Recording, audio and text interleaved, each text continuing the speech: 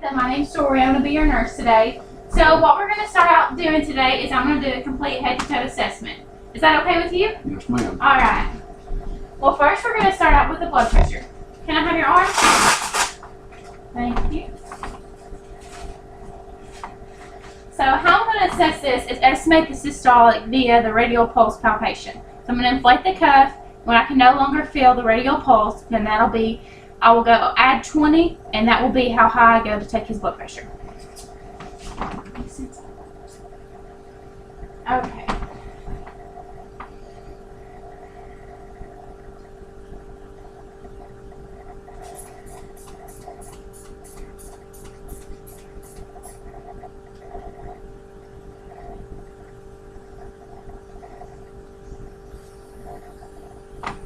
Okay, so his estimated radial pulse palpation, the last time I felt it was at 120. So systolic, I'm going to pump up 20 more to 140, and then we'll have his blood pressure.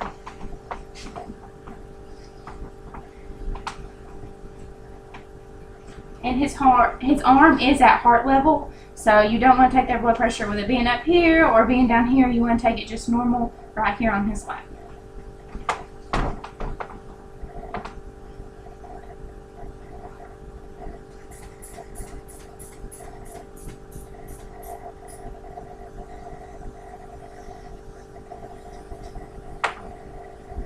And his blood pressure was 124/86, so that's great.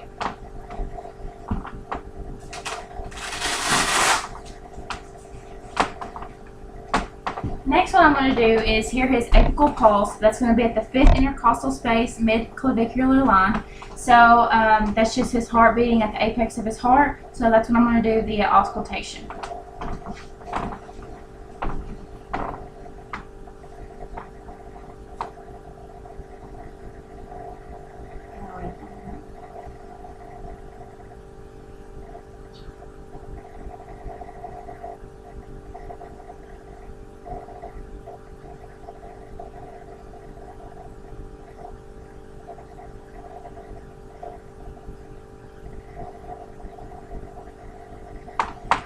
Okay, so his apical pulse was 64, and you have to listen to an apical pulse for a full minute. Next, what I'm going to do is take the patient's respirations. Now, you don't want to tell the patient that you're taking their respirations or you're counting them, because then that can distract them. They'll not breathe like they normally would. So what I'm going to do to distract the patient is I'm going to act like I'm taking his radial pulse one more time. That way, he doesn't know what I'm doing. So.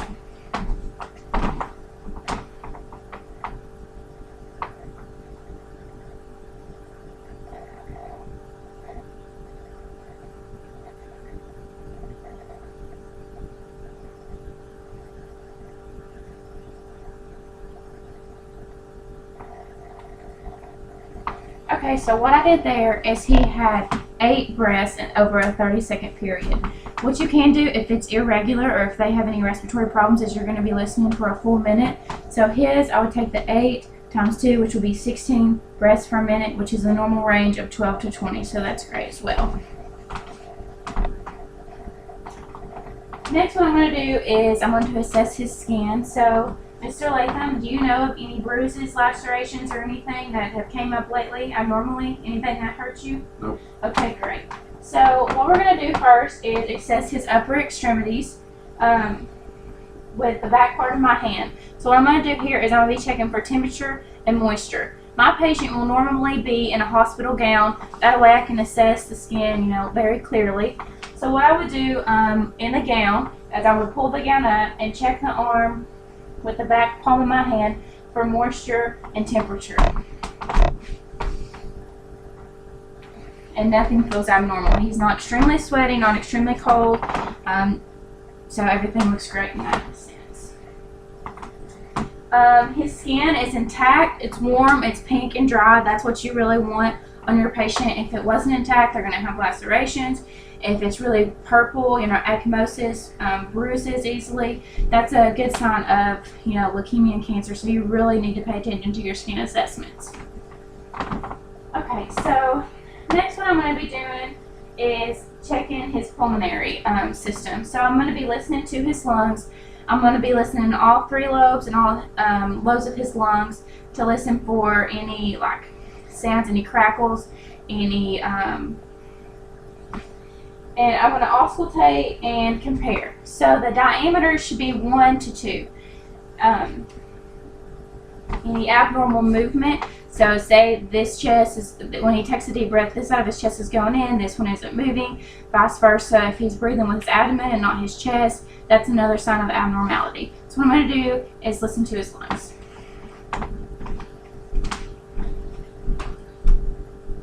Okay, deep breath. And out. Deep breath. And out. Deep breath. Deep breath. Good. If patients have like COPD or respiratory failure, you'll usually hear a bunch of fluid in the bottom of their lungs, and that's going to be crackles from the fluid. So, take a deep breath. Out. In. Out. Good.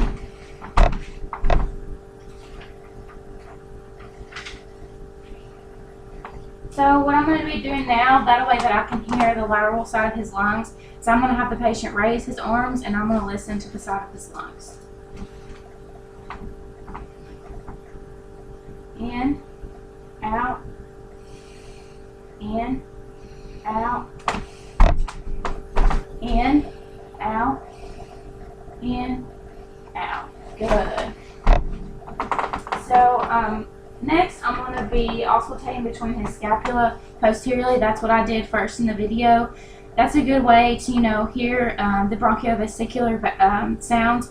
So that's usually where the abnormal sounds are going to be heard, like unless fluid that settles to the bottom of his lungs. So next, I'm going to be assessing for bilateral chest expansion. Like I had said earlier, you want to make sure there's no abnormal movements. So what I'm going to do is have my hands like this on the back, and he's going to breathe in. They should be perfectly symmetrical. Breathe in and breathe out. In, out, in, out. Okay, great. So some abnormal breath sounds are going to be like some vesicular sounds.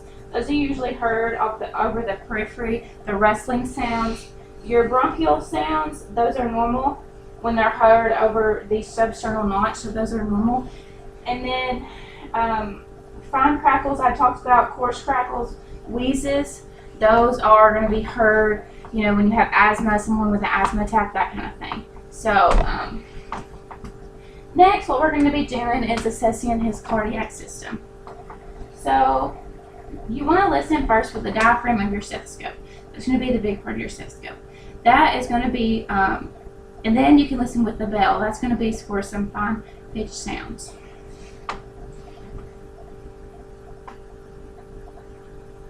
So your aortic, when you can hear the aortic sound, it's going to be your second intercostal, your right space. So it's going to be right here on your patient. Your pulmonic is going to be right here. Your Erb's point is going to be the third intercostal space on the left mid-clavicular line.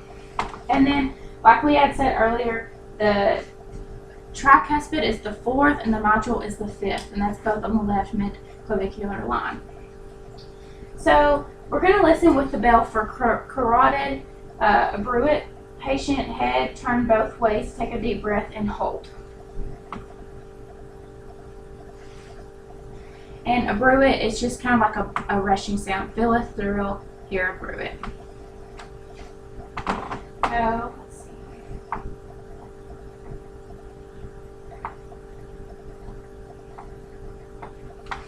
Okay. Okay, other way. Great. So next thing we're going to do is have the patient's bed, like I said, if this was a hospital, at a 45-degree angle. And what we're going to do here, it's kind of going to be like that. Look for jugular vein distension. So that's going to be when the veins are very full of volume and they're basically just all the capacity they can take. They're swollen. You can see them to the neck. So that's not normal. So his jugular veins look great. Okay, you can feel those, but you should not be able to see those in normal circumstances. So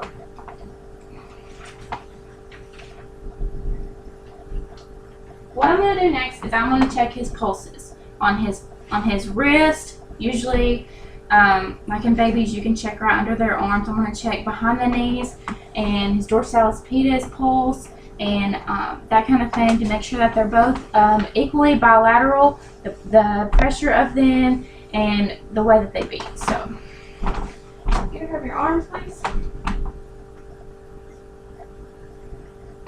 Okay. Okay.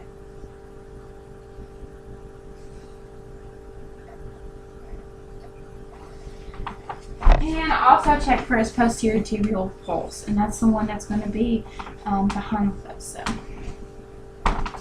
next, what we're going to do is we're going to check his cap refill. That should be less than 3 seconds. So I'm going to check his fingernail and his toenails.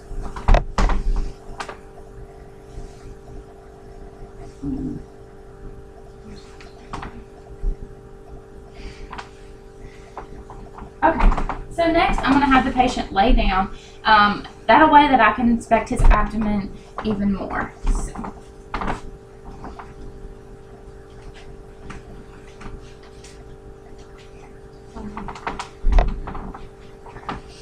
what I have my patient doing right now, he's laying down on his bed. That way that if they're heavier in the abdominal area, you know, it'll kind of space everything out. I'm going to check for any abnormal distension, any abnormal movements, any places that, you know, a hernia, you can see a hernia that's going to be extra mass in a certain area.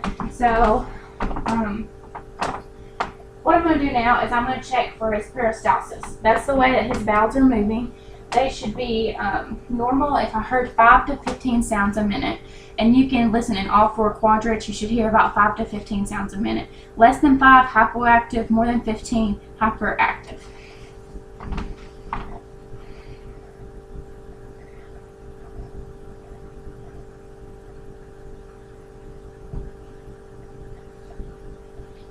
You feel any tenderness anywhere? Mm-hmm.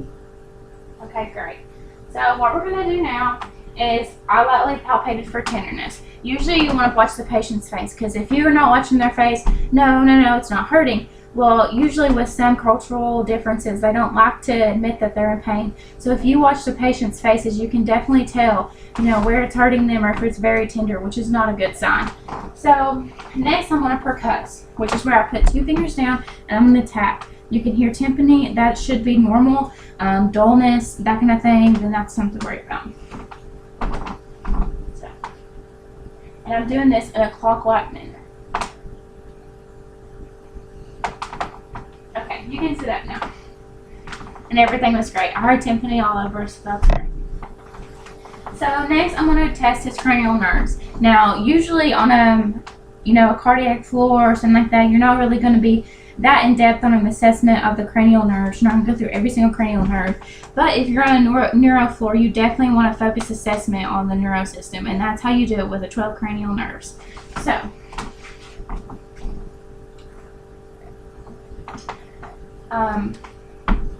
the first one I'm going to test is the olfactory system, and that's what we're going to have smell. So I have a little sample over here, and I'm going to ask the patient what it smells like.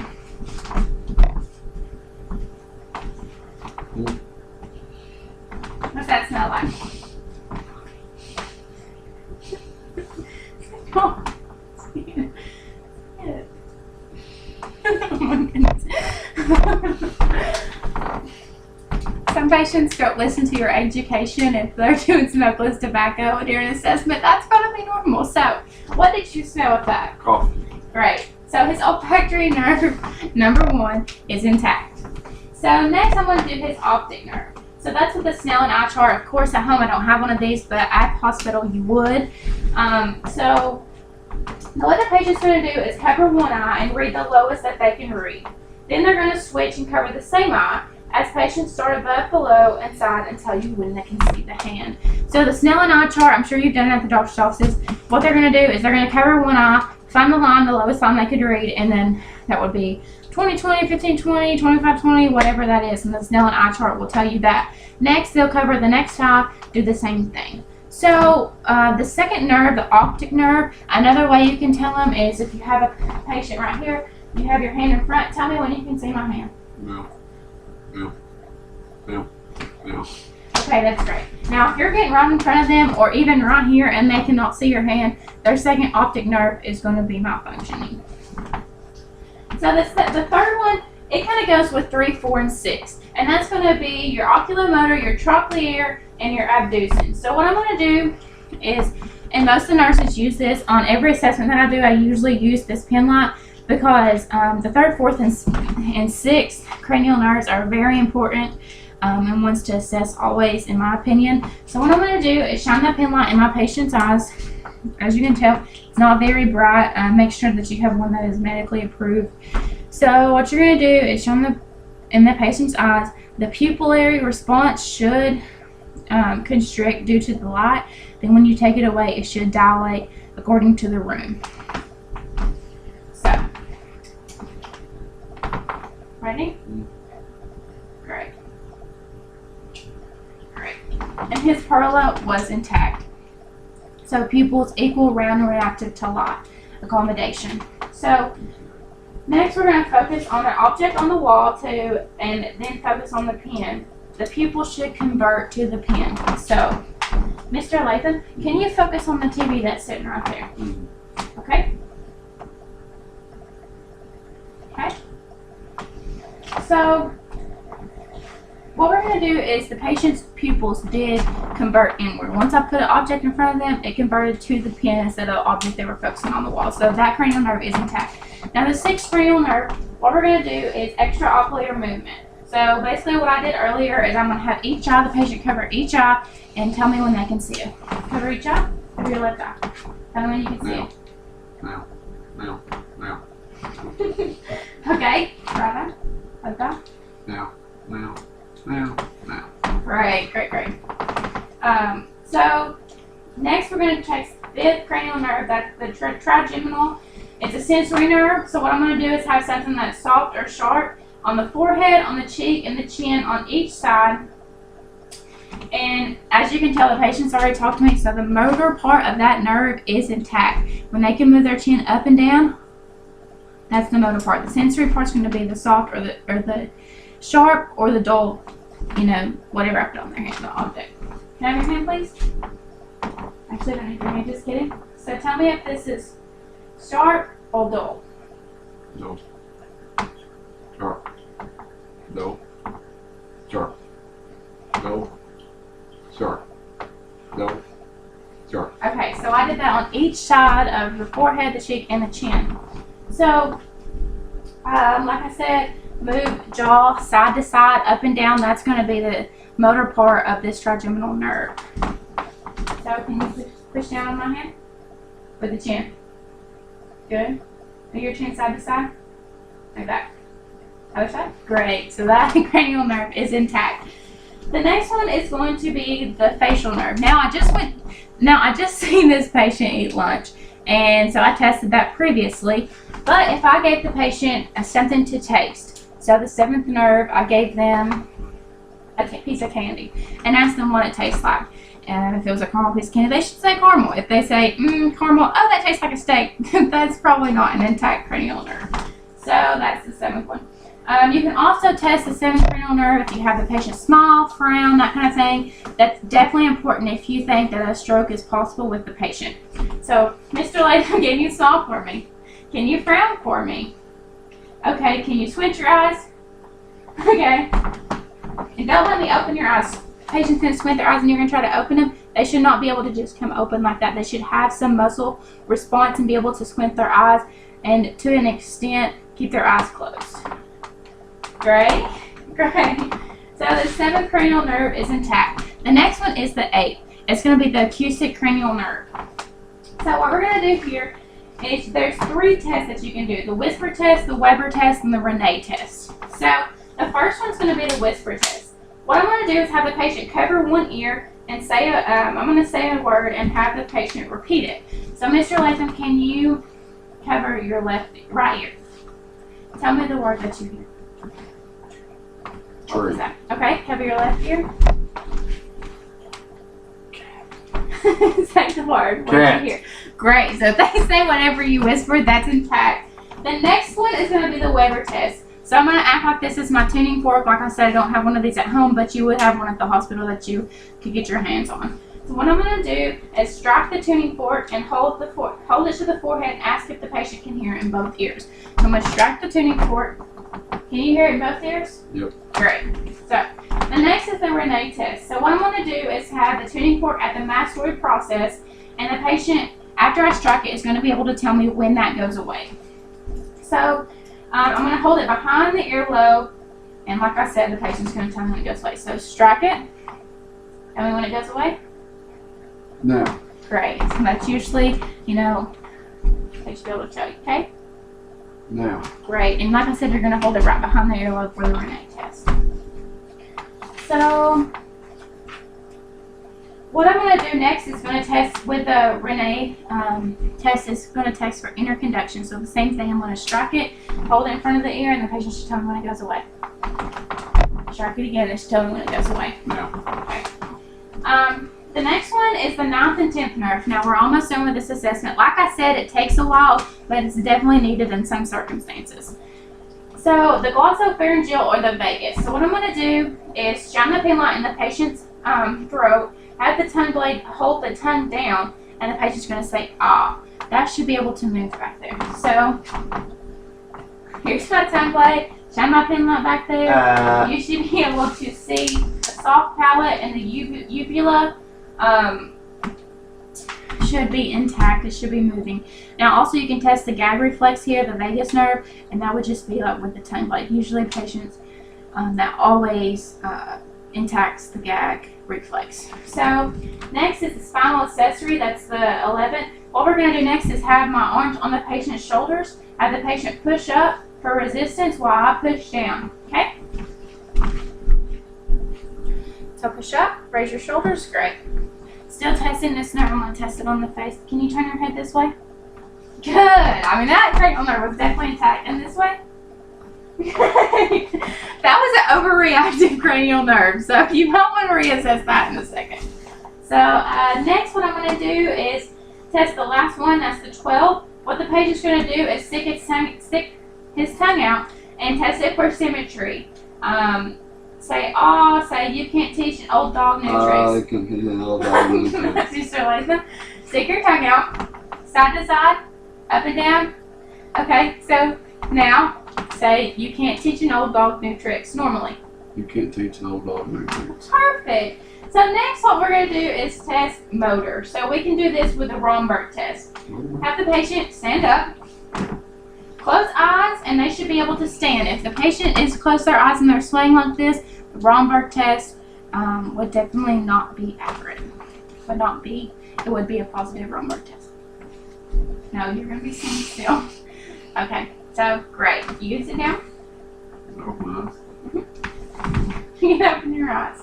Okay, so next, have your hands out. Can you turn your hands up and down?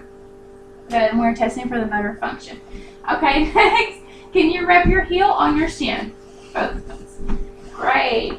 So next we're going to test for deep tendon reflexes. I would have a reflex percussion hammer. But what I'm going to do is test the patellar, the Achilles, and then the Babinski. So the patellar, should be able to tap it, and the patient's going to have a reflex. Tap the knee, reflex, okay? And then the Achilles, tap the Achilles, right? Tap the Achilles.